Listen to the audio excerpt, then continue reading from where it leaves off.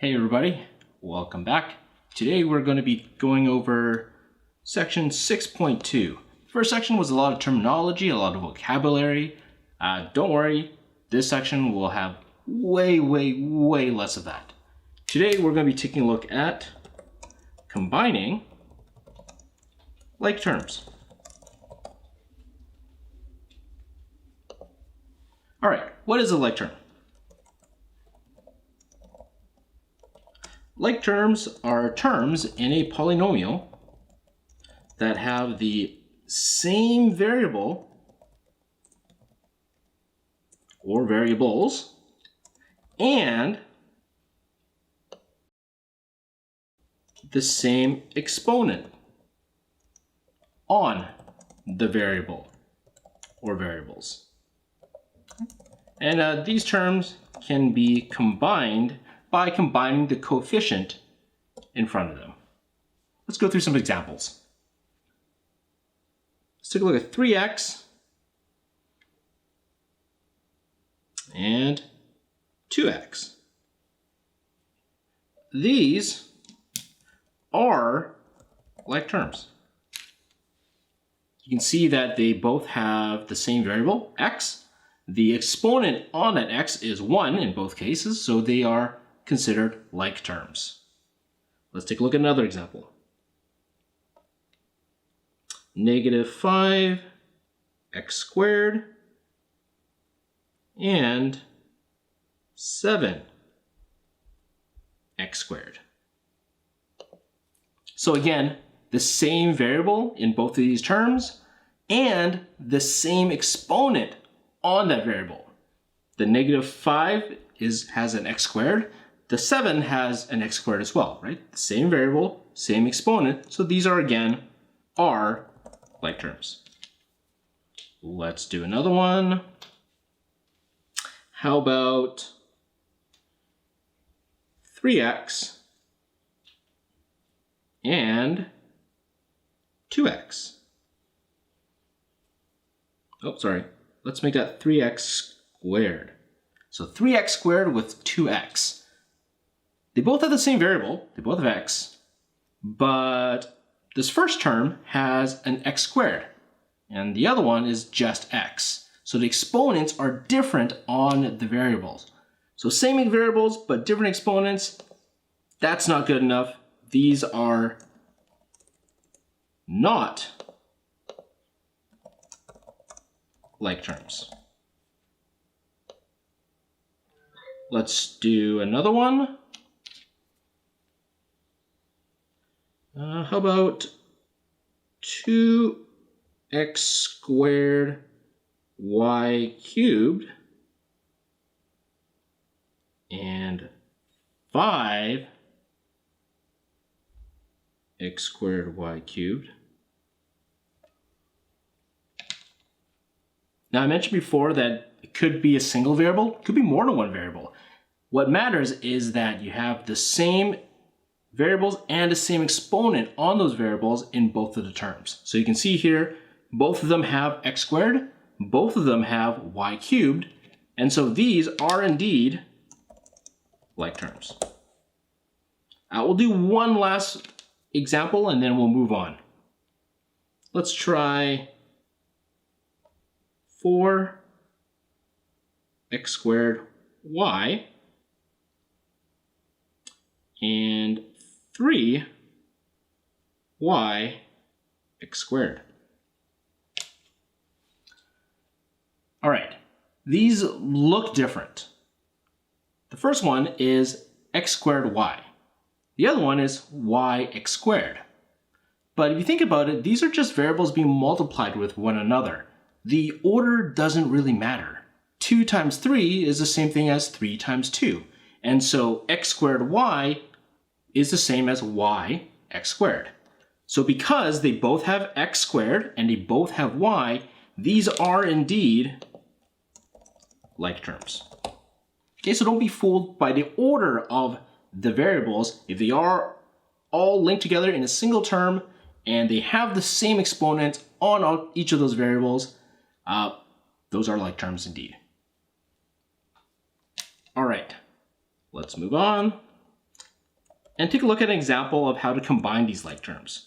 So let's combine like terms in this polynomial. So I'm going to have this polynomial here, 5x squared minus 3x plus 2x squared minus x.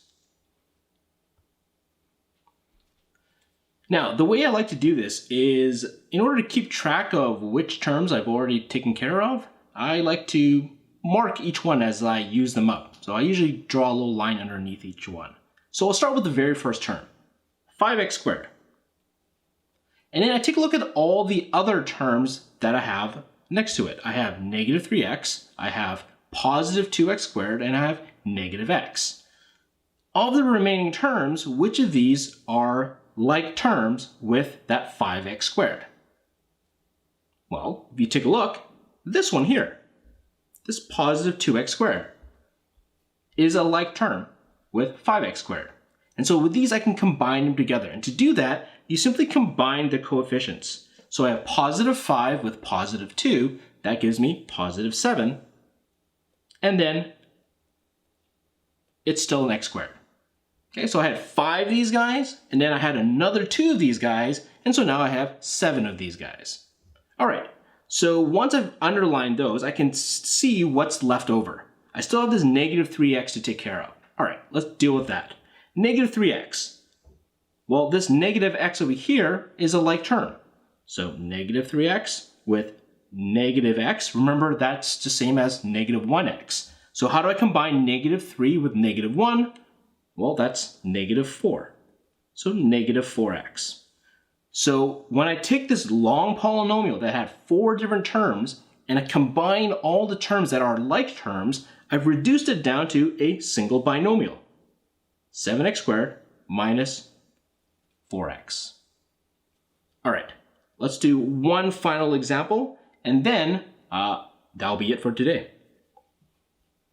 So in this example,